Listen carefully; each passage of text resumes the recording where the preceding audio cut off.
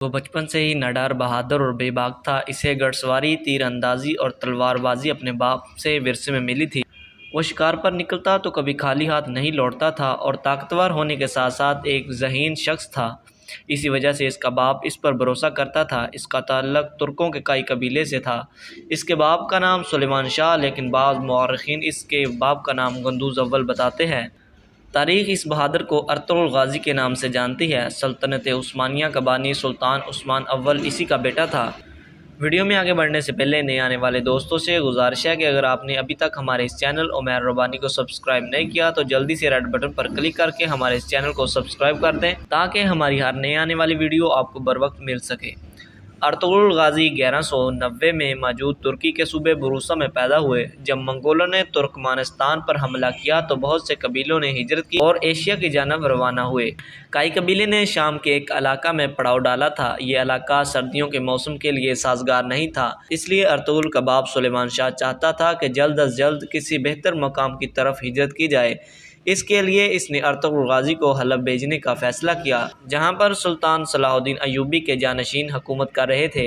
हलब के सुल्तान अल अज़ीज़ के पास सुलेमान शाह के इल्ची के तौर पर अर्तुग़रुल गाज़ी को भेजा जाना था, लेकिन इससे पहले एक ऐसा वाक़या हुआ जिसने कई कबीले को मुसीबतों में धकेल दिया। अर्तुग़रुल गाज़ी अपने जानसारों के साथ शिकार खेलने गया तो वहाँ इसने देखा कुछ सलेबी ईसाई कैदियों को लेकर जा रहे हैं। इसने कैदियों को बचा लिया और सलेबियों को कत्ल कर दिया, जबकि कैदियों को कबीले ले आया। सलेबियों से झड़प के दौरान इसने अनातोलिया पर काबिज सलेबी सरदार तीतुश कबाई भी कत्ल कर दिया, जिसके बाद सलेबी कई कबीले के दुश्मन हो गए। जबकि जो कैदी वो साथ लाया इनमें एक बूढ़ा शख्स और इसकी बेटी और बेटा था। ये शख्स रूमी सल्जोक शहजादा गियासुद्दीन था, जिसे शहजादा नुमान भी कहा जाता है। इसकी बेटी हलीमा सल्जोक शहजादी थी, जो बाद में अर्तुग़रुल की बीवी बनी। इसका भाई शहजादा शहीर भी इनके साथ था। इस वक्त तख्त की हिफाजत और किसी बगावत को कुचलने के लिए सुल्तान ने अपने भाइयों को कैद कर दिया था, लेकिन शहजादा नुमान कई कबीले के हाथ लग गया था। इसकी बाजियाबी के लिए सल्जोक गवर्नर ने भी कई कबीलों को धमकाना शुरू कर दिया, लेकिन कई सरदार ने अपनी रवायात को बरकरार रखते हुए कैदी इनके हवाले करने से इनकार कर दिया। जब अर्तुग़रुल हलब के अमीर से मिलने गया तो साजिशियों ने कैदियों को सल्जोकियों के हवाले कर दिया। हलब में अर्तुग़रुल साजिशों का शिकार हुआ, लेकिन अपनी बहादुरी और जहानत से बच निकला। अर्तुग़रुल ने जो इलाका सुल्तान से हासिल किया वो सलेबियों के किले के नज़दीक था और इसमें रहने का मतलब मौत के मुंह में चले जाना था। कबीले के सरदारों ने मुखालफत तो की, लेकिन सुलेमान शाह ने हिजरत की और कबीला अनातोलिया की सरहद पर आबाद हो गया। तीतुश ने अपने भाई का बदला लेने के लिए इन पर हमला किया। कई कबीले ने अर्तुग़रुल की क़यादत में इनके किले पर हमला किया। कईयों ने सलेबी किला फतह कर लिया। 1225 में सुलेमान शाह के इंतकाल के बाद कबीले की सरदारी का मसला सामने आया। इससे कबल के कोई फैसला होता मंगोल इन पर हमला कर चुके थे। 1230 में मंगोल तातारी चंगेज़ खां की क़यादत में चीन और ईरान फतह कर चुके थे। मंगोलों की एशियाई कोचिक मुहिम का सरबराह नोयान था। इसने तमाम तुर्क कबीलों पर हमला किया और इन्हें रोंदता चला गया। इसने कई कबीले पर भी हमला किया और कबीले को आग लगा दी। कबीले के लोगों ने मुश्किल से जान बचाई और अर्तुग़रुल की वालदा हाइमा खातून और भाई गुलदारों की क़यादत में अपने दोस्त कबीले दोदुर्गा चले गए। दोदुर्गा कबीले का सरबराह अर्तुग़रुल का मामू था। इसने इनको रहने की जगह दी और इनकी मदद का फ़ैसला किया। अर्तुग़रुल ने मंगोलों के खिलाफ लड़ने का फ़ैसला किया, लेकिन कबीले के माहिदीन और इसके मामू और इसके भाई ने इसकी मुखालफत कर दी। लेकिन वो खामोश रहने वाला नहीं था।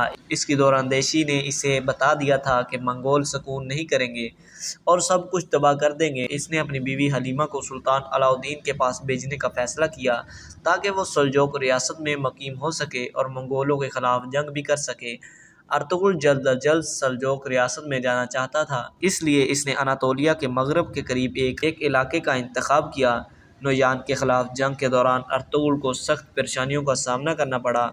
इसके मामू की वफ़ात के बाद इसका मामूज़ाद कबीले का सरबराह बन गया, लेकिन वो अपनी सौतेली माँ और गद्दारों के हाथ कठपुतली बन चुका था। अर्तुग़रुल के कबीले के सरदार का इंतखाब किया गया तो इसके भाई गुलदारों ने सरदारों को पैसे देकर अपने साथ मिला लिया और सरदार बन गया। इसके सरदार बनने का मतलब था कि वो अर्तुग़रुल को अनातोलिया जाने से रोक सके। अर्तुग़रुल के भाई की पुष्ट पर सल्जोक सुल्तान का नामजद करदा वजीर सादुद्दीन कोपेक था। सादुद्दीन कोपेक एक फितना परवर शख्स था। सादुद्दीन कोपेक सुल्तान सुल्तान को मारकर सुल्जूकी तख्त पर कब्जे का ख्वाब देख रहा था, लेकिन इसे अर्तुगरुल इस राह में रुकावट नजर आता था। अर्तुगरुल ने मंगोलों के सरदार नोयान को जंग में शिकस्त दी और सुलेबियों की सरहद पर हिजरत का फैसला कर लिया। अर्तुगरुल को एक दीनी शख्सियत इब्नुल अरबी की रहनुमाई भी हासिल थी, जो कि इसके हर फैसले पर रहनुमाई करते थे। इसके साथ साथ अर्तुगरुल की बहादुरी की वजह से तुर्कों की तंजीम सफ़ेद दाढ़ी वाले भी इसकी पुष्ट पर थे और इनकी मर्जी से ही वो सुलेबियों के करीबी सरहद पर हिजरत करना चाह रहा था।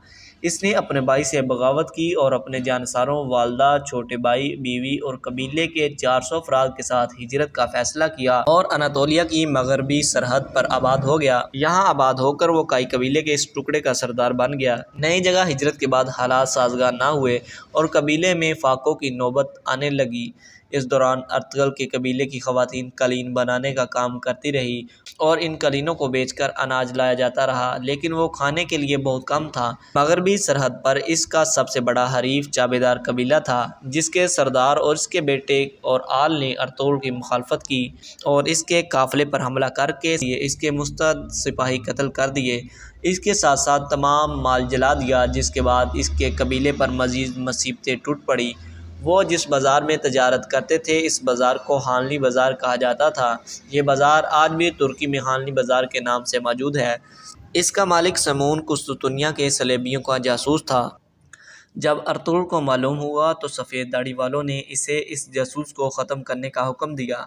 अर्तुगरुल ने अपने सिपाही नूरगुल के साथ मिलकर इसको बेनकाब किया और उसके खिलाफ जंग करके हानली बाज़ार पर कब्जा कर लिया। इसने चाबेदार कबीले के सरदार के बेटे और आल से भी इंतकाम लेने का फैसला किया, लेकिन अमीर सादुद्दीन कोपेक ने मदाखलत की और इसे बचा लिया। सादुद्दीन चूँकि इस इलाके का सरदार आला था, इसलिए इसकी बात को मानना ज़रूरी था, लेकिन अर्तुगरुल इसको खातर में नहीं लाता था। इस दौरान सुल्तान अलाउद्दीन के कुबाबाद का इस इलाके से गुजर हुआ तो इसने हानली बाज़ार के रूमी और ईसाई ताजरों से जब अर्तुगरुल की ईमानदारी और बहादुरी का तज़किरा सुना तो इससे बहुत मुतासर हुआ और अमीर सादुद्दीन ने सुल्तान को वर्गलाया कि अर्तुगरुल रियासत के अंदर रियासत बना रहा है और हानली बाज़ार को सल्तनत को देने की बजाय इस पर खुद काबज़ हो गया है। लेकिन सल्जूक सुल्तान पहले ही अर्तुगरुल का मद्दाह हो चुका था और तुर्कों की रवायात के मुताबिक तलवार से हासिल की गई जगह इसकी मलकियत होता है।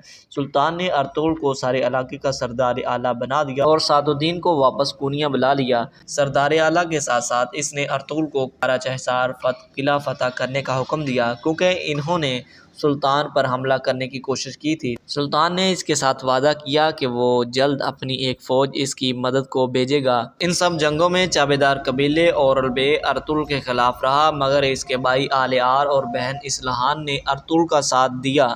आल-आर बहादुरी से लड़ते लड़ते शहीद हो गया और इसके भाई अर्तुगरुल को अर्तुगरुल ने बगावत के जुर्म में कत्ल कर दिया। इसकी बहन इस्लाहान को कबीले की सरबराह बना दिया गया और अर्तुगरुल ने अपने सबसे बेहतरीन दोस्त तुर्गुत को, जिसे नूरगुल भी कहा जाता है, इससे इसकी शादी करवा दी। लेकिन याद रहे, नूरगुल की पहली बीवी मंगोलों के हमले जिंदा जला दी गई थी। यूं दोनों कबीलों में दोस्ती की फ़ज़ा पैदा हो गई। इस दौरान एक झड़प में किले का कमांडर वेस्लियोस अर्तुगरुल के हाथों मारा गया। निकिया के शहंशाह ने आरस को गवर्नर बनाकर भेजा। आरस ने अर्तुगरुल की तरफ दोस्ती का हाथ बढ़ाया और जंग रोक दी, लेकिन अमीर सादुद्दीन कोपेक और चाबेदार कबीले की दूसरी शाख के सरबराह बहादुर बे के साथ मिलकर इसने अर्तुगरुल के खिलाफ साजिशें शुरू कर दी। इसने अर्तुगरुल के बेटे को भी कैद कर लिया और बहादुर बे की साजिशों में मदद की। अर्तुगरुल ने बहादुर को कत्ल कर दिया और चाबेदार कबीले का नया सरदार इस्लाहान का शोहर नूरगुल को बना दिया। इससे निमटकर अर्तुगरुल ने सुल्तान की फ़ौज का इंतज़ार किए बगैर ही अपने सिपाहियों के साथ मिलकर किले पर हमला किया और किले पर कब्ज़ा कर लिया। किले का गवर्नर आरस अपनी जान बचाकर भाग गया और किले पर सल्जूक सल्तनत और काई कबीले का परचम लहरा दिया गया। काराचहसार किला और हानली बाज़ार फतह करने के बाद अर्तुगरुल का हर तरफ चर्चा होने लगा। अर्तुगरुल ने किले में अपने भाई सारम को नायब मुकर्रर किया और सादुद्दीन कोपेक की साजिशों से सुल्तान को आगाह करने के लिए कूनिया चला गया। कूनिया में सुल्तान को इसने अमीर सादुद्दीन के खिलाफ सबूत दिए, लेकिन वो साजिशी अपनी जान बचाने में कामयाब हो गया। 1237 में इसने सुल्तान अलाउद्दीन कुबाबाद और इसके नामज़द जानशीन शहजादा खलीज असलान को कत्ल करवा कर गयासुद्दीन को सल्जूक सुल्तान बना दिया। सुल्तान के कत्ल का इल्ज़ाम अर्तुगरुल पर लगा दिया गया। इसे कैद में डाल दिया गया। अर्तुगरुल को कैद में डालने के बाद सल्तनत पर अमीर सादुद्दीन कोपेक का कब्ज़ा हो गया। इसने कराचा हिसार किले और इसके इलाके से अर्तुगरुल की सरदारी ख़त्म करवा दी। गोलानाब नामी कलादार को सरदार आला और किला निगरान बना दिया। लेकिन जब ग़ियासुद्दीन को मालूम हुआ कि इसके बाप को अर्तुगरुल ने नहीं बल्कि इसकी माँ के साथ मिलकर सादुद्दीन कोपेक ने कत्ल करवाया है, उसने अर्तुगरुल को दोबारा सरदार आला बना दिया और अर्तुगरुल को आज़ाद कर दिया। दोस्तों, उम्मीद करता हूँ हमारी आज की वीडियो आपको पसंद आई होगी। मज़ीद ऐसी और वीडियो देखने के लिए हमारे चैनल को सब्सक्राइब कर दें और वीडियो को लाइक कर दें। अल्लाह हाफ़िज़।